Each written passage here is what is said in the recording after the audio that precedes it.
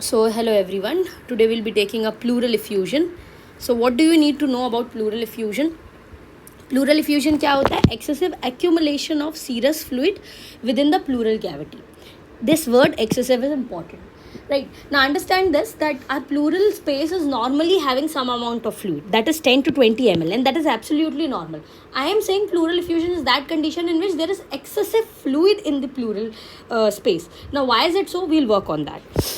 One more thing, diagnostically this is important कि कितना pleural fluid होना चाहिए. अगर मैं क्लिनिकली उसे प्लूरल इफ्यूजन बोल रही हूँ, I need minimum of 300 ml. Chest X-ray PA view के लिए मुझे मिनिमम 200 ml फ्लूइड चाहिए. और अगर यूएसजी और लेटरल एक्सरे में मुझे प्लूरल इफ्यूजन बोलना है तो I minimum need 50 ml of fluid. ठीक है, तो ये एक इंपॉर्टेंट चीज़ हो गई. Sometimes they also ask you what is the rate of formation of the pleural fluid, then that is 0.01 ml per kg per hour. ठीक है, तो आपके दिमाग में क्वेश्चन आना चाहिए कि भैया क्या मैकेनिज्म होता है, क्यों एक्स्ट्रा फ्लूइड आया. तो उसको समझने से पहले हम नॉर्मल प्लूरा को समझते हैं और ये देखते हैं कि नॉर्मल जो स्पेस में जो आपका फ्लूइड है ना, 10 to 20 ml, वो भी कैसे बना. Right, I want you to understand this first of all. Now you very well know that, let us say that this is my lung, right? And I have two pleuras. I am drawing the two pleura. ये अंदर वाली pleura आपकी visceral pleura है और बाहर वाली pleura जो है वो पैराइटल प्लूरा है. और आपको पता है यहाँ पे लाइनिंग होती है मीजोथीलियल सेल्स की. ठीक है, और इन्हीं के बीच में हमारे पास फ्लूइड भरा हुआ है. एक चीज़ बहुत अच्छे से समझ लो आप कि ये जो प्लूराज होती हैं है ना, इसके अराउंड भी ब्लड वेसल्स होती हैं. राइट, यहाँ पे सिस्टमिक कैपिलरीज और सिस्टमिक वेसल्स होंगी. अंदर की ओर जो आपकी विसरल प्लूरा है वहाँ पे पल्मोनरी कैपिलरीज, पल्मोनरी वेसल्स होंगी. Right, so there are blood vessels around it. अब दो चीज़ें समझो, एक होगा इनपुट और एक होगा आउटपुट. ऐसा तो है नहीं कि गॉड ने 10 to 20 ml फ्लूइड बना करके प्लूरल स्पेस में डाल दिया, ऐसा नहीं है. कंटिन्यूसली फ्लूइड बन रहा है और कंटिन्यूसली फ्लूइड जो है वो बाहर भी निकल रहा है. तो I have an input and I have an output. You need to understand this. Now what is happening basically, ये जो ब्लड वेसल्स है ना, ये जो आपकी ब्लड वेसल्स है ना, ये कंटिन्यूसली कुछ अमाउंट में फ्लूइड को ड्रेन करती जाती हैं आपकी प्लूरल स्पेस में. ठीक है, तो पहला सोर्स ऑफ एंट्री क्या हो गया, ये जो ब्लड वेसल्स हैं आसपास. दूसरा सोर्स ऑफ एंट्री क्या है, आपको पता है कि my lungs are actually resting on the diaphragm. तो कुछ होल्स होते हैं डायफ्रम में, उसके थ्रू भी हमारी जो एब्डोमेन में जो फ्लूइड होता है ना, पेरिटोनियल कैविटी में आई शुड रादर से जो फ्लूइड होता है, थोड़ा थोड़ा फ्लूइड भी वो भी आता जाता है. तो इनपुट के 3 सोर्सेज हो गए. ठीक है, वेसल्स के थ्रू दोनों साइड की, और डायफ्रम में कुछ होल्स होते हैं. आउटपुट का क्या सोर्स होता है, आउटपुट का एक ही सोर्स होता है, दैट इज लिम्फैटिक वेसल्स. तो यहाँ से फ्लूइड निकल ही तब रहा है जब लिम्फैटिक वेसल्स उसको निकाल करके लेके जाएंगे. अब मुझे एक चीज़ बहुत अच्छे से समझ में आ गई कि अगर मुझे प्लूरल इफ्यूजन कराना है तो या तो मैं इनपुट को बढ़ा दूँ या तो मैं आउटपुट को घटा दूँ. इनपुट कब बढ़ेगा अभी हम देखेंगे, आउटपुट कब घटेगा हम ये भी देखेंगे. तो नॉर्मल आप पहले समझ लो क्या हो रहा है. इस डायग्राम में मैंने वही चीज़ बताई है. आप देख सकते हो सिस्टमिक कैपिलरीज है, यहाँ से कुछ फ्लूइड आ रहा है, पल्मोनरी कैपिलरीज है, वहाँ से कुछ फ्लूइड जा रहा है, और ये डायफ्राम से देखो कुछ जा रहा है. ठीक है, और लिम्फैटिक्स इसको ड्रेन करेंगे. और इवेंचुअली आपको ये भी पता होना चाहिए कि लिम्फैटिक्स कहाँ लेकर के इसको जाएंगी, वेन्स में फाइनली ड्रेन करेंगी. ठीक है, this is basic thing that you need to know. एक और चीज़ नॉर्मल, ये कुछ बुरी चीज़ है जो आपको याद करनी पड़ेगी अनफॉर्चुनेटली, कि हमारा जो प्लूरल फ्लूइड होता है उसमें नॉर्मल क्या कंपोजिशन होता है. 10 to 20 ml नॉर्मली होता है. मैक्रोफेजेस होती हैं 70%, लिम्फोसाइट्स होती हैं 25%, मीजोथीलियल सेल्स होती हैं 1 to 5%. जितना ब्लड में ग्लूकोज होता है उतना ही प्लूरल स्पेस में जो प्लूरल फ्लूइड है उसमें भी उतना ही ग्लूकोज होता है. प्रोटीन जो होता है 1 to 1.5 ग्राम पर डेसीलीटर होता है, दिस इज इंपॉर्टेंट. और एलडीएच जो होता है वो प्लाज्मा एलडीएच से 50 टाइम्स कम होता है, या 50% जो है वो कम होता है. ठीक है, मतलब एलडीएच कहाँ पे ज़्यादा है, हमारे प्लाज्मा में ज़्यादा है. ग्लूकोज दोनों जगह बराबर है. प्रोटीन हमने देख लिया, मैक्रोफेजेस और लिम्फोसाइट्स देख ली. तो बेसिक चीज़ आपको समझ में आ गई. एक और थोड़ा सा जल्दी से रिवीजन करते हैं अपन, है ना.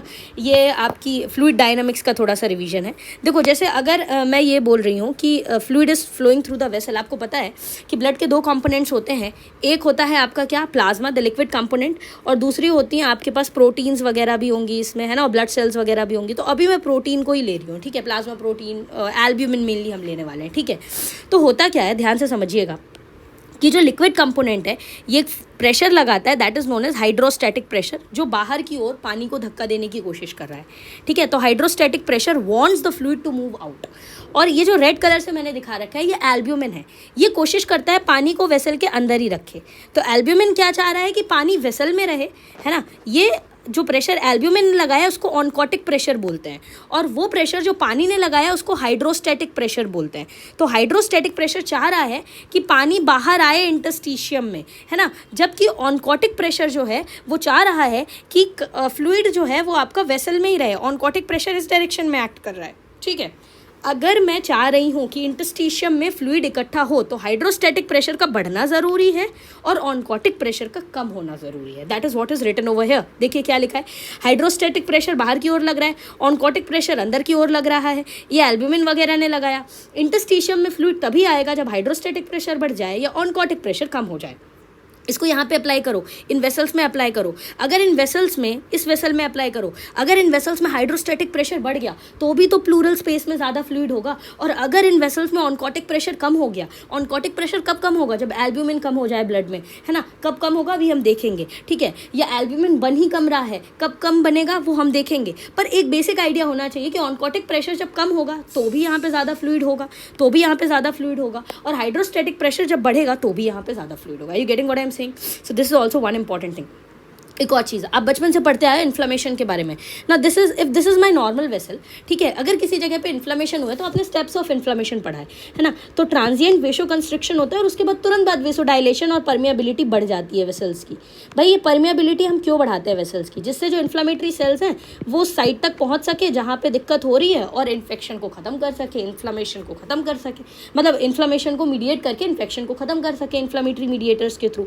तो अगर सोचो परमिएबिलिटी कहीं पे अगर बहुत ज़्यादा बढ़ जाए तो भी तो फ्लूइड बाहर निकल करके आएगा। परमिएबिलिटी कब ज़्यादा बढ़ेगी? During infections, during infections. अगर कोई इन्फेक्शन हो चुका है, कोई फॉरेन मटेरियल हमारी बॉडी में आ रहा है तो भी परमिएबिलिटी बढ़ेगी और तो भी चीज़ें जो है इंटरस्टिशियम में ज़्यादा डिपॉजिट होंगी।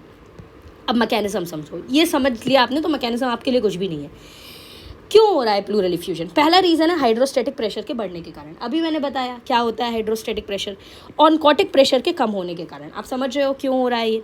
परमिएबिलिटी बढ़ने के कारण, इन्फेक्शन हो गया, इन्फ्लेमेशन हो रहा है किसी जगह पे, और लिम्फैटिक ड्रेनेज कम होने के कारण। भाई इनपुट तुम बढ़ाए जा रहे हो, पर आउटपुट तो एक है ना। इनपुट के 3 सोर्सेज है पर आउटपुट का एक ही सोर्स है। मैंने आपको बताया था लिम्फैटिक्स, ये लिम्फैटिक्स लेकर के जा रहे हैं। अगर इन लिम्फैटिक्स में दिक्कत हो गई, लिम्फैटिक ऑब्स्ट्रक्शन हो गया, या जिस वेन में ये इवेंचुअली जाकर के ड्रेन करने वाले हैं उसमें अगर ऑब्स्ट्रक्शन हो गया, बड़ी वेन्स में ऑब्स्ट्रक्शन हो गया, तो भी तो यहाँ पे फ्लूइड इकट्ठा हो जाएगा, तो भी तो यहाँ पे फ्लूइड इकट्ठा होता जाएगा। So that is what we need to know, ठीक है। तो अब मैं आपको कॉजेज़ बताने वाली हूँ, ठीक है। I am going to tell you the causes. पर कॉजेज़ पढ़ने से पहले हम एक और चीज़ आपको चाहेंगे कि आप याद रखो, ये भी आप पढ़ चुके हो, ट्रांसुडेटिव और एक्सुडेटिव, ये 2 शब्द हैं, इनको भी समझते हैं। ट्रांसुडेट क्या होता है, एक्सुडेट क्या होता है? देखो ये मेरी नॉर्मल ब्लड वेसल है, ठीक है, ये मेरी नॉर्मल ब्लड वेसल है। When I am using the word transudate, transudate का मतलब होता है कि वेसल से फ्लूइड तो बाहर आ रहा है पर केवल प्लाज्मा वाला कंपोनेंट आ रहा है, ठीक है, केवल प्लाज्मा वाला कंपोनेंट आ रहा है ट्रांसुडेटिव के केस में। You getting what I am saying? जब मैं एक्सुडेटिव की बात करती हूँ ना, जब मैं एक्सुडेटिव की बात कर रही हूँ तो प्लाज्मा के साथ प्रोटीन वगैरह भी आ रहे हैं यहाँ पे। You getting what I am saying? Exudative में प्रोटीन्स, LDH ये सब भी बाहर आ जाएंगे। ट्रांसुडेटिव में केवल फ्लूइड, लिक्विड कंपोनेंट बाहर आएगा। देखो इस फोटो को आप ध्यान से देखो, बहुत अच्छे से आपको समझ में आएगा। ट्रांसुडेटिव में मैंने क्या बोला, केवल और केवल आपका फ्लूइड बाहर आएगा। क्यों हो रहा है ट्रांसुडेटिव वाला? क्योंकि हाइड्रोस्टैटिक प्रेशर बढ़ चुका है या ऑनकोटिक प्रेशर कम हो गया है ना।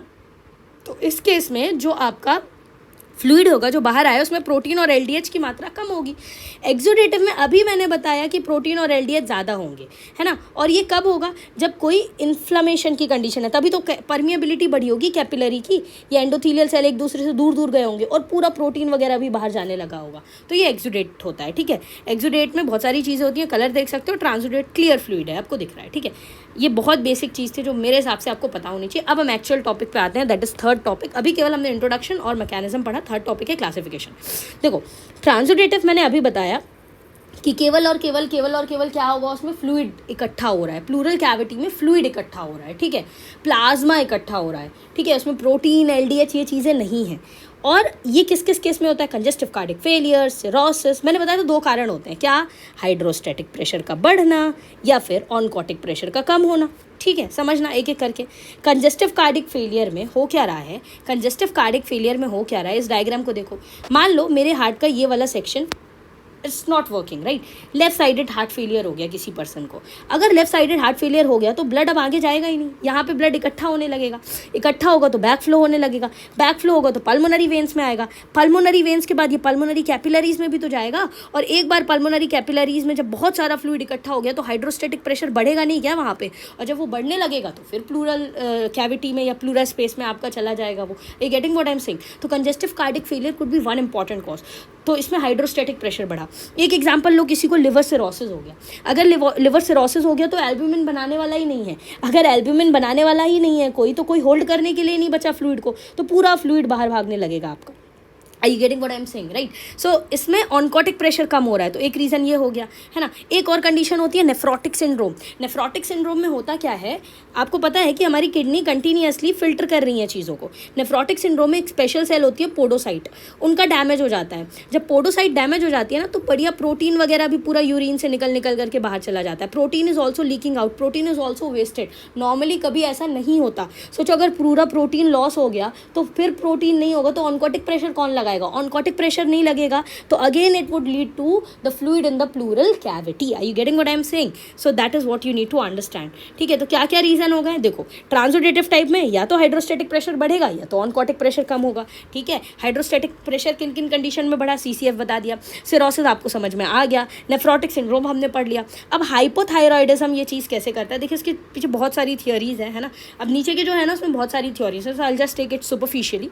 हाइपोथायरॉयडिज्म ऐसे करता है कि कैपिलरी परमिएबिलिटी को बढ़ा देता है, and not only it is increasing capillary permeability, it is causing a lot of thing, है ना। एक्स्ट्राविसेशन ऑफ एल्ब्यूमिन कराएगा, वही एल्ब्यूमिन को बेकार कर देगा, लिम्फेटिक ड्रेनेज को दिक्कत कर देगा उसमें। तो अगर लिम्फेटिक ड्रेनेज में दिक्कत नहीं होगी तो अभी मैंने बोला लिम्फ ही उसको आउटलेट करा रहा था, अगर लिम्फ खराब हो गया तो फिर तो प्लूरा में फ्लूइड इकट्ठा होता जाएगा, है ना। तो you not need to learn it, है ना। This is just to let you know कि ये इस कारण से होता है। अगर आप याद करना चाहो that is well and good, अन्यथा कोई आवश्यकता नहीं है आपको। हाँ, सीसीएफ में, सिरोसिस में, नेफ्रोटिक सिंड्रोम में चीज़ें क्यों हो रही हैं, एवरीथिंग इज अकरिंग लॉजिकली, कुछ भी ऐसे नहीं लिखा गया है। ठीक है, नेफ्रोटिक सिंड्रोम हमने समझ लिया।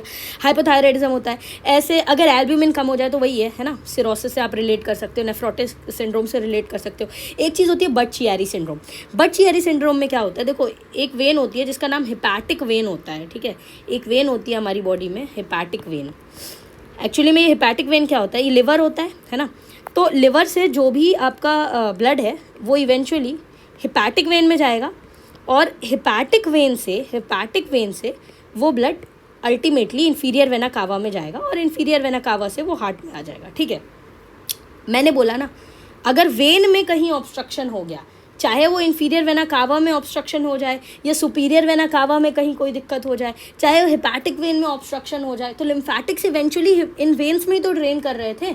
अगर वेन्स में ऑब्स्ट्रक्शन हो गया तो लिम्फैटिक्स से वो ब्लड को अब नहीं रिसीव कर पाएंगे। लिम्फैटिक्स को उन्होंने बोल दिया कि I am already full, I can not take much more blood, तो फिर वो वहाँ पे लिम्फैटिक्स में इकट्ठा होता जाएगा। या अगर मैं ये बोलूँ तो आउटलेट कमज़ोर हो जाएगी। You getting what I am saying? तो यही फिनोमेना होता है बट-चियारी सिंड्रोम में। ठीक है, या एसवीसी ऑब्स्ट्रक्शन में। ठीक है, फिर एक और चीज़ होती है कंस्ट्रक्टिव पेरिकार्डाइटिस। ये आप सीसीएफ की तरह रिलेट करो भाई। अगर पेरिकार्डाइटिस कंस्ट्रक्टिव नेचर का हो गया तो फिर पंप ही नहीं कर पाएगा हार्ट एफिशिएंटली, पंप नहीं कर पाएगा तो बैक फ्लो होगा तो पल्मोनरी वेन से फिर हार्ट में आ जाएगा, राइट। आपको रीज़न पता हो नहीं हो, पर आपको लॉजिक समझ में आना चाहिए। ठीक है, एक्सुडेटिव की बात करो, और सोचो अगर इनमें से कोई भी फिनोमेना होगा, जैसे सिरोसिस हो गया, है ना। अगर एल्ब्यूमिन कम हो रहा है तो लेफ्ट और राइट दोनों लंग के लिए एल्ब्यूमिन कम होगा ना, दोनों साइड की कैपिलरीज के लिए कम होगा ना। So it would eventually cause bilateral condition. पर एक वैरायटी होती है एक्सुडेटिव बोलते ही दिमाग में केवल इन्फ्लामेशन और इन्फेक्शन आना चाहिए। और इन्फ्लामेशन और इन्फेक्शन भाई लोकली डेफिनेटली ज़रूरी थोड़ी है दोनों लंग्स को इन्वॉल्व करें। हाँ, दोनों को कर सकते हैं, बट यूजुअली ये एक लंग को इन्वॉल्व करेंगे। ठीक है, जैसे निमोनिया हो गया। अब निमोनिया में क्यों होता है ये, निमोनिया में ये कंडीशन कैसे हो जाती है, सिंपल चीज़ समझो। ये पर्पल कलर से मैंने दिखाया, इस जगह पे कोई दिक्कत हो गई, ठीक है, इस जगह पे कोई दिक्कत हो गई। या टीबी है, किसी को टीबी हो गया। अल्टीमेटली होता क्या है, अगर कोई इन्फेक्शन हो रहा है, कोई पैथोजन आ रहा है बॉडी में, तो तुमको पता है ना कि भाई वेसल्स हैं हमारे पास, पूरी बॉडी में ब्लड वेसल्स हैं, and they can not tolerate this foreign agent. So what would happen, यहाँ पे क्या होने लगेगा, ये फॉरेन एजेंट था, एंडोथीलियल सेल्स दूर जाएंगी, और क्या होगा, परमिएबिलिटी बढ़ जाएगी। भाई परमिएबिलिटी अगर तुम बढ़ाओगे तो definitely it could cause effusion, है ना। तो ये हो सकता है। ठीक है, तो क्या क्या हो सकता है, कोई भी फॉरेन एजेंट ले लो, निमोनिया हो गया, टीबी हो गया, मैलिग्नेंसी के केस में होता है, कनेक्टिव टिश्यू का अगर डिसऑर्डर हो गया, रूमेटॉइड आर्थराइटिस हो गया, एसएलई हो गया, पैनक्रियाटाइटिस के केस में और ईसोफेजियल रप्चर तक के केस में आपका सोचिए प्लूरल इफ्यूजन हो सकता है। पैनक्रियास कहाँ है, ईसोफेगस कहाँ है, and it could also cause pleural effusion which is of exudative nature. If you want to know the reason kindly read these, है ना। वही बहुत मैकेनिज्म है, कोई एक मैकेनिज्म बस नहीं है। Lymphatic obstruction, diaphragmatic capillaries, again I am saying there are multiple mechanism, so I won't get into the detail of it. एक चीज़ जो मैं चाहूँगी जो आप याद रखो at this point of time, that is Meigs syndrome. केवल आप ये याद रखो, ये इंपॉर्टेंट है, क्योंकि मीक सिंड्रोम क्या होता है, ये ट्रांसोडेटिव टाइप का प्लूरल इफ्यूजन कॉज करता है। मीक सिंड्रोम में ट्रायड देखने को मिलता है 3 चीज़ों का, है ना। I have seen a patient of this meek syndrome. इसमें एसाइटिस भी होता है इस पेशेंट को, इसको प्लूरल फ्यूजन भी होता है, और इसको ओवेरियन ट्यूमर होता है इस लेडी को। और ये जो ओवेरियन ट्यूमर होता है ये बेनाइन नेचर का होता है, ठीक है, फाइब्रोमा होता है यूजुअली। मज़ेदार बात क्या है, कुछ ड्रग्स भी कॉज करते हैं pleural effusion, nitrofurantoin, dantrolene, methysergide and bromocriptine. You need to learn this unfortunately, so this was a bad part कि जो आपको अभी याद करना था। अब हम एक चीज़ बहुत इंपॉर्टेंट है कि भैया मुझे कैसे पता चलेगा कि वो कौन से टाइप का प्लूरल इफ्यूजन है, वेदर इट इज़ ट्रांसुडेटिव और इज इट एक्सुडेटिव, मुझे कैसे पता चलेगा। हाँ, आप कॉज देख सकते हो, पर इसके लिए लोगों ने क्राइटेरिया बना दिया कि अगर ये क्राइटेरिया फिट इन हो रहा है तो उस बेसिस पे हम चीज़ों को डिफाइन कर सकते हैं। अच्छी चीज़ इसकी ये है कि 75% टाइम ये हमें सही रिजल्ट देती है, पर बुरी चीज़ क्या है कि 25% केसेस में ये हमें गलत रिजल्ट भी देती है। कैसे समझते हैं, देखिए क्या होता है लाइट्स क्राइटेरिया। लाइट्स क्राइटेरिया ये बोलता है कि अगर तुम एक्सुडेटिव बोल रहे हो, है ना, किसी को अगर तुम्हें एक्सुडेटिव प्लूरल इफ्यूजन बोलना है तो इन 3 चीज़ों में जो अभी आपको बता रही हूँ, जो आपको याद करना है, अनफॉर्चुनेटली कोई एक प्रेजेंट होना चाहिए, एटलीस्ट 1 होना चाहिए एक्सुडेटिव के लिए, और ट्रांसुडेटिव के लिए तीनों ही नेगेटिव होना चाहिए, तीनों ही नेगेटिव होना चाहिए। तो क्या है, pleural fluid protein divided by serum protein it is more than 0.5, plural fluid LDH upon serum LDH more then 0.6। आपको पता है प्रोटीन और LDH, है ना, अगर बढ़ रहे हैं, है ना, बढ़ रहे हैं तो किस नेचर की ओर जाएगा, एक्सुडेटिव। और pleural fluid LDH more than 2/3 of normal upper limit for the serum. You need to learn this unfortunately. मैंने बोला इस चीज़ की बुरी चीज़ क्या है लाइट्स क्राइटेरिया की, कि इसकी स्पेसिफिसिटी बहुत कम है। क्यों इसकी स्पेसिफिसिटी कम है भाई, अभी तक तुमने ये पढ़ा है कि कार्डिक फेलियर होता है, कंजेस्टिव कार्डिक फेलियर में आप क्या पढ़ के आए हो अभी तक। कंजेस्टिव कार्डिक फेलियर में नॉर्मली क्या होता है, अभी मैंने आपको बताया कि ट्रांसुडेटिव टाइप का प्लूरल इफ्यूजन होता है, पर इस केस में आपको पता है लाइट्स क्राइटेरिया अगर मैंने यूज़ किया, मेरे पास कोई पेशेंट है वो कंजेस्टिव कार्डिक फेलियर का पेशेंट है और वो डायूरेटिक की ट्रीटमेंट में है, तो जब आप लाइट्स क्राइटेरिया उसमें लगाओगे ना तो वो ट्रांसुडेटिव इफ्यूजन नहीं देगा आपको, वो एक्सुडेटिव इफ्यूजन देगा। और आपको पता है कि कंजेस्टिव कार्डिक फेलियर एक्सुडेटिव नहीं होता, वो ट्रांसुडेटिव होता है। तो लाइट्स क्राइटेरिया कई जगहों पे गलत भी हो जाता है, that is what I am saying, ठीक है, especially congestive cardiac failure with diuretic use. तो फिर हम क्या करते हैं, एक नया criteria that is known as Roth's criteria. इसमें हम लोग सार्क स्कोर कैलकुलेट करते हैं। ये क्या होता है, बहुत ध्यान से समझो। रॉड्स क्राइटेरिया में हम 2 चीज़ें देखती हैं, पहला serum pleural fluid albumin gradient और दूसरा सीरम प्लूरल प्रोटीन ग्रेडियंट, ठीक है, व्हाट आई एम सेइंग। पहला हमने serum pleural fluid albumin gradient देखा, एल्ब्यूमिन, और फिर हम प्रोटीन ग्रेडियंट देख रहे हैं। तो एल्ब्यूमिन ग्रेडियंट अगर मोर देन 1.5 ग्राम पर डेसीलीटर है, if the albumin gradient is more than 1.2 ग्राम पर decilitre, it is greater than 1.2 ग्राम पर डेसीलीटर, तो ट्रांसुडेटिव होगा। और प्रोटीन ग्रेडियंट जिसकी मैं बात कर रही थी, serum pleural fluid protein gradient जो है वो अगर मोर देन 3.1 ग्राम पर डेसीलीटर है तो वो ट्रांसुडेटिव टाइप का है। Again unfortunately you have to learn this. आप याद रख लो कि जहाँ पे लाइट्स क्राइटेरिया फिट नहीं होता वहाँ पे हम रॉथ्स क्राइटेरिया यूज़ करते हैं और वहाँ पे हम लोग serum pleural fluid albumin gradient देखते हैं, ठीक है। अब ये पेशेंट भैया प्रेजेंट कैसे करेगा मेरे पास, ठीक है। सबसे पहला प्रेजेंटेशन होगा प्लूराइटिक टाइप ऑफ चेस्ट पेन। अब ये इंटरेस्टिंग है, अभी तक हम डिफ्यूज चेस्ट पेन पढ़ रहे थे, स्टैबिंग नेचर का चेस्ट पेन पढ़ रहे थे, चोकिंग, थ्रॉबिंग, ऐसे वर्ड्स यूज़ कर रहे थे। अभी प्लूराइटिक चेस्ट पेन, प्लूराइटिक चेस्ट पेन क्या होता है, और ये कई बुक्स में ये भी लिखा होता है कि इंस्पिरेशन के दौरान ज़्यादा होता है। क्यों होता है, अभी हम काम करेंगे इस पर, कफिंग और इंस्पिरेशन के दौरान ज़्यादा होता है। प्लूराइटिक चेस्ट पेन प्लूरा में ओरिजिनेट हो रहा है। एक्चुअली में होता क्या है, during inspiration, now these are my lungs, right, these are my lungs and you know well surrounding में क्या होता है, ये मेरी प्लूरल कैविटी हो गई। अब इंस्पिरेशन के दौरान इनको क्या करना है, इनको अपने अंदर हवा लेनी है ना, they have to take in more air, they have to expand actually, right. But अगर प्लूरल इफ्यूजन हो गया तो क्या ये इतनी आसानी से एक्सपैंड कर पाएंगे जितनी आसानी से पहले एक्सपैंड कर पा रहे थे? नहीं कर पाएंगे। तो इंस्पिरेशन के समय ज़्यादा दिक्कत होगी। इंस्पिरेशन एक ज़्यादा एफर्टफुल इवेंट होगा, है ना। That is what is written. Pain during inspiration during pleural effusion can be cause by fluid buildup in the intrapleural space compressing the lungs. Are you getting what I am saying? फिर pleural rub देखने को मिलेगा, breathlessness देखने को मिलेगी। That is also a very important finding. So you will also get breathlessness, ठीक है। तो ये 3 चीज़ें अभी आप मोटा मोटा याद रखो, बाकी चीज़ें हम केस लेंगे तो उसमें हम डिस्कस करेंगे, ठीक है। तो पेशेंट को बस ये 3 शिकायत होंगी। क्या है अभी हम देखते हैं। अब हम केस लेते हैं ना। This is very important, listen to me carefully, so you can get this. So mister this 30 years, rickshaw puller, normotensive, non-diabetic smoker hailing from this, presented with frequent cough for this week, which is present throughout the day and night. The cough is usually dry with occasional slight expectoration of mucoid sputum, but no hemoptysis. He is also complaining of breathlessness, which is more marked during moderate to severe exertion, but there is no history of orthopnea or PND. Orthopnoea, PND, ये cardiac causes को भी यहाँ पे आप rule out कर सकते हो। The patient also complains of low grade continued fever for these is more marked in the evening and associated with night sweats. Okay, during this period he has lost about 15 kg of weight. There is no history of chest pain, joint pain or swelling, skin rash or any contact with a pulmonary TB. His bowel and bladder are normal. There is no history of such illness. अभी मैंने जितना पढ़ा इस question को, मुझे ये समझ में आ रहा है कि शायद ये TB का केस है ना। अभी मेरे को पढ़ के बस इतना ही समझ में आया। अब क्वेश्चन में इन्होंने क्या किया था, इस क्वेश्चन में इन्होंने फाइंडिंग्स भी दे दी एग्जामिनेशन की, इंस्पेक्शन की फाइंडिंग, पैल्पेशन की फाइंडिंग, परकशन की फाइंडिंग और ऑस्कल्टेशन की फाइंडिंग। तो आइए पढ़ते हैं। अभी मेरे को TB लग रहा है ना। 2 पल्मोनरी TB का कोई कॉन्टैक्ट नहीं है, पर यहाँ पे कुछ चीज़ें लिखी हैं कि लो ग्रेड कंटिन्यूड फीवर है, इवनिंग राइज है, नाइट स्वेट्स देखने को मिल रहे हैं, बॉडी वेट का काफ़ी लॉस हुआ है, ठीक है। तो ये कुछ चीज़ें पढ़ के मुझे ऐसा लग रहा है it could be a case of tuberculosis, but let us see what are they saying. Inspection में movement is restricted on lower part of the right side of the chest with fullness of intercostal space. Intercostal spaces होती हैं, वहाँ पे fullness समझ में आ रही है।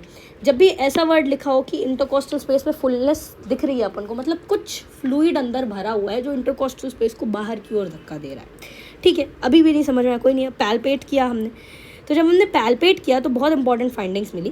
पहली फाइंडिंग हमें मिली, ट्रैकिया जो है वो लेफ्ट साइड में दिक्कत है। आपने पूरी पैथोलॉजी अगर क्वेश्चन ध्यान से देखा हो तो राइट साइड में थी, है ना। राइट साइड में उसको दिक्कत हो रही थी, पर हमारी जो ट्रकिया है वो लेफ्ट साइड में डिविएटेड है, दूसरे साइड में डिविएटेड, ठीक है। Apex is shifted to the left, ठीक है। Vocal fremitus is reduced in right lower chest up to this intercostal space, okay. Chest expansion is restricted, okay. Right side में expansion restricted है। और vocal फ्रेमाइटिस की बात की, थोड़ा सा वोकल फ्रेमाइटिस की बात करें, अगर आप अपनी पोस्टिंग्स में गए हो तो आपने देखा होगा ऐसे हम वोकल फ्रेमाइटिस को चेक करते हैं। क्या होता है vocal fremitus? Let me just explain you ask the patient to speak something, right, like 99 99 99, and what do? You put your hands one by one. There are 9 reasons in which you need to check this, है ना। हमने कुछ यहाँ पे ले रखे हैं, तो 9 जगहों पे इंफ्रास्कैपुलरली होता है ना। फिर उसके बाद आपको इंटरस्कैपुलर जगहों पे आप चेक करते हो, है ना। यहाँ पे इंफ्रास्कैपुलर आप इसको चेक कर रहे हो, ऐसे 9 जगहों पे रखते हैं। ये हम रेस्पिरेटरी का जब हम एग्जामिनेशन पढ़ेंगे उसमें हम बहुत अच्छे से पढ़ेंगे। एक्चुअली में जब पेशेंट कुछ भी वर्ड स्पीक करेगा ना, तो जो साउंड है आप उसको अपने हाथ में फील कर पाओगे, राइट। 99 वो बोल रहा है, you could yourself feel it, है ना। सो you will be feeling the vibrations in your hand, अगर कंडक्शन बहुत सही हो रहा होगा। अब सोचो अगर बीच में कोई मीडिया आ जाए, ठीक है भाई, पहले ये साउंड प्रोड्यूस हो रही है और ये आपके हाथ है, तो आप यहाँ पे बहुत अच्छे से उसको फील कर पा रहे हो। बट आई एम सेइंग अगर बीच में कोई मीडिया आ जाए, कोई चीज़ आ जाए, तो फ्रेमाइटिस तो कम हो जाएगा ना। या अगर मैं बोलूँ आप उतने अच्छे से उस चीज़ को आप नहीं फील कर पाओगे। तो that is what is written over here कि वोकल फ्रेमाइटिस जो है वो रिड्यूस हो गया ना। This is very very very important finding, ठीक है। अभी तक भी मुझे कुछ समझ में नहीं आ रहा है। मैंने परकस किया पेशेंट को, परकशन में मेरे को स्टोनी डलनेस मिला। Now this is the most important finding that you need to work upon. Stony dullness मिला, है ना। तो हमें डल साउंड मिला अगर मैंने परकस किया राइट साइड में। ऑस्कल्टेट मैं कर रही हूँ राइट साइड में, तो मुझे ब्रेथ साउंड नहीं मिल रहे हैं। नॉर्मली अगर आप नॉर्मल पर्सन के लंग्स को ऑस्कल्टेट करोगे तो आपको ब्रेथ साउंड्स मिलेंगे। इस पर्सन में कोई ब्रेथ साउंड्स नहीं है, डिमिनिश्ड है ब्रेथ साउंड्स, है ना, क्योंकि उस एरिया में वो जो राइट लंग है आपका नीचे, है ना, फ्लूइड डिपॉजिट हो रहा है, fluid is actually present over here, है ना। तो ना ब्रेथ साउंड आपको सुनाई दे रहे हैं। यहाँ पे अगर परकस करोगे तो आपको डलनेस मिल रही है, ठीक है। ये सारी चीज़ें अगर एक साथ मिले, वोकल रेजोनेंस डिमिनिश्ड है, मैंने आपको बता दिया, ठीक है। अगर ये सारी फाइंडिंग साथ में मिल रही हैं तो हमें एक चीज़ समझ में आ रही है कि इस पर्सन को टीबी हुआ होगा और उस टीबी के कारण प्लूरल इफ्यूजन हो गया होगा। हमने ऐसा भी तो पढ़ा है। और ये किस केस में होता है? आपको अभी मैंने बताया कि it is occurring in what kind? Exudative type of pleural effusion. Are you getting what I'm saying? And in India, TB and pneumonia, these are very important causes of exudative type of pleural effusion. So you might get a case like this. Important thing is इनकी findings बहुत important है जो आपको याद होनी चाहिए, ठीक है। तो ये चीज़ भी मैंने आपको बता दी। तो एक और केस प्रेजेंटेशन है, ठीक है। If you want to read you could read it. यहाँ पे पैनक्रियाटाइटिस हुआ था उसको और फिर वो वैसे ही प्रेजेंट कर रहा है, ठीक है। अब देखो ऊपर का पढ़ लेना खुद से, मैं एग्जामिनेशन में पढ़ती हूँ। तो vital signs are normal except for dullness on percussion, decrease breath sounds over the left hemithorax, no cardiac murmurs, okay, no clubbing, all these things. वही है dullness, you need to mark these words, right. Breath sounds are decrease and dullness in percussion, okay. Now if this kind of patient ever comes to me, what kind of investigations will I do? सबसे पहले तो मैं x ray करा लूँगी इस patient का। X ray में मेरे को 3 चीज़ें मिलेंगी। पहली mediastinum shift, what is it? Meniscus sign, what is it? Cardiophrenic angle की blunting, what is it? Let me explain you this. भाई नॉर्मल एक्सरे, अभी आप इस साइड को देखो, ठीक है, राइट साइड को देखो, राइट साइड नॉर्मल साइड है, तो आप इजीली चीज़ों को नोट कर सकते हो। ये जो एंगल दिखाया है मैंने, right, let me use a different colour, I am using red colour. This angle is known as cardiophrenic angle. Can you see this is a specific angle which we could notice very well, cardiophrenic angle, ठीक है। यहाँ पे आपको बहुत अच्छे से दिख रहा है कि मीडियस्टेनम पूरा प्रॉपरली प्रेजेंट है, ठीक है, कोई शिफ्टिंग नहीं है, ठीक है। इसके अलावा आप ट्रकिया को देख सकते हो कि वो भी डिविएटेड नहीं है ना। अब अगर आप इस साइड को देखो, लेफ्ट साइड को देखो, तो यहाँ पे आप अगर नीचे देखोगे, मैंने 3 चीज़ें बताई थी। पहली, एंगल जो है वो ब्लंट हो जाएगा, there would be blunting of the angle and we could see that angle has blunted. दूसरी चीज़ मैंने आपको क्या बताई, इस जगह पे पूरा नीचे इफ्यूजन हो गया है, मतलब दूसरी चीज़ मैंने आपको बताई, फ्लूइड इकट्ठा हो गया है ना, तो मेनिस्कस साइन मिलेगा। So can you see this meniscus sign due to the accommodation of the fluid in that space, ठीक है। तो ये 2 मेजर फाइंडिंग है। अगर बहुत सीवियर होगा, सोचो अगर यहाँ इतना फ्लूइड भर गया तो it would start to push the mediastinum to the opposite side ना, and that is why we will be getting mediastinal shift also, right. That is what they are saying. So ये इतना नीचे नहीं होगा, ये ऊपर होगा, है ना, मीडियस्टेनल शिफ्ट। ये तो आपका हार्ट हो गया, right. So these are 2-3 things that you need to note. और क्या कराओगे पेशेंट का? आप यूएसजी करा सकते हो, it is more accurate than X ray. सोचो मैंने क्लिनिकली 300 बताया था आपको, अगर आप फर्स्ट स्लाइड में आओ, मैंने आपको बताया है कि कितना फ्लूइड मिनिमल हमें चाहिए। एक्सरे, लेटरल एक्सरे के लिए मिनिमम 50 ml फ्लूइड चाहिए, ठीक है, मिनिमम 50 ml। तब आप जाकर के प्लूरल इफ्यूजन को डायग्नोज कर पाओगे कि हाँ पर्सन को है। सीटी और यूएसजी की बात करें हम यहाँ पे, यूएसजी इतना बेहतर है कि 5 ml तक के इफ्यूजन को वो सोचो डिटेक्ट कर सकता है। आप एस्पिरेट कर सकते हो फ्लूइड को, है ना, फ्लूइड का एनालिसिस कर सकते हो, सीटी कर सकते हो। So all these things could be done. और क्या क्या टेस्ट कर सकते हैं अपन, ये एक्स्ट्रा टेस्ट हैं जो आपको याद करने हैं। पहला, आप हेमाटोक्रिट को कंपेयर कर सकते हो प्लूरल फ्लूइड के और ब्लड के। हेमाटोक्रिट बढ़ा हुआ होता है हीमोथोरैक्स के केस में। ये क्या है अभी हम बात करेंगे इसकी। हीमोथोरैक्स मतलब कुछ तो समझ में आ रहा है कि ब्लड वगैरह इकट्ठा हो रहा है। सेल काउंट की बात करूँ तो आप न्यूट्रोफिल, इओसिनोफिल और लिम्फोसाइट, इन 3 चीज़ों को देखोगे। न्यूट्रोफिल्स ऑब्वियसली निमोनिया, पैरानिमोनिक निमोनिया के केस में बढ़ेगी। मैंने बोला ना निमोनिया के बाद भी प्लूरल इफ्यूजन होता है, उसी को बोलते हैं पैरानिमोनिक निमोनिया। अभी हम इस पे काम करेंगे, ठीक है। तो उसमें न्यूट्रोफिल बढ़े हुए मिलेंगे। लिम्फोसाइट्स मैलिग्नेंसी टीबी के केस में बढ़ते हैं, ये 2 आपको याद रखने हैं, हमने दोनों ही पढ़े हैं। और इओसिनोफिल हमारे लंग फ्लूक्स के केस में और एस्बेस्टोसिस के केस में बढ़ते हैं। तुमने पढ़ा है कि एस्बेस्टोसिस में प्लूरल प्लैक्स बन जाते हैं, आपने पढ़ा है ना कि प्लूरल प्लैक्स वगैरह बनते हैं, ठीक है, मीजोथीलियोमा, ये बहुत सारी चीज़ें पढ़ी थी आपने। तो वहाँ यहाँ पे एस्बेस्टोसिस भी आ गया, याद करना है ये आपको, है ना। Unfortunately you need to learn these things. फिर तुम अगर कल्चर करोगे तो वही है सारी जो इसमें कल्चर बेसिकली हमारे लिए टीबी वीबी का कोई बैक्टीरियल ऑर्गेनिज्म, कोई ऑर्गेनिज्म तो नहीं है उसके लिए, फंगल कल्चर भी हो सकता है, ठीक है। You can go for that also. What else you need to remember, what else you need to remember in this case? So this is one thing that you have to remember. Other than this you could also have cytology malignancy के लिए BNP is very important. सोचो अगर BNP बढ़ा हुआ है pleural fluid में, मतलब cardiac cause हो सकता है, डायरेक्टली हार्ट फेलियर की ओर आपके दिमाग जाना चाहिए। अब ग्लूकोज की भी एक स्पेसिफिक मैंने वैल्यू बताई थी जितनी ब्लड में होती है।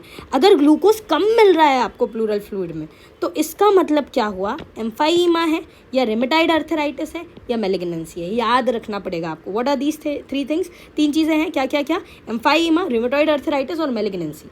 ठीक है, क्यों हो रहा है ये अभी हम देखेंगे। इसमें पीएच आप ले सकते हो एडिशनल टेस्ट में। तो पीएच अगर थोड़ा एसिडिक हो जाए तो again it is indicating empyema, rheumatoid arthritis and malignancy. तो पीएच का कम होना और ग्लूकोज का कम होना, ये बहुत कॉमन फाइंडिंग है जो हमको किस में मिल रही है, एम्फाइमा, रिमेटॉइड अर्थराइटिस और मैलिग्नेंसी में। ट्राइग्लिसराइड्स का बढ़ना काइलोथोरैक्स के केस में, अभी हम देखेंगे इसे भी।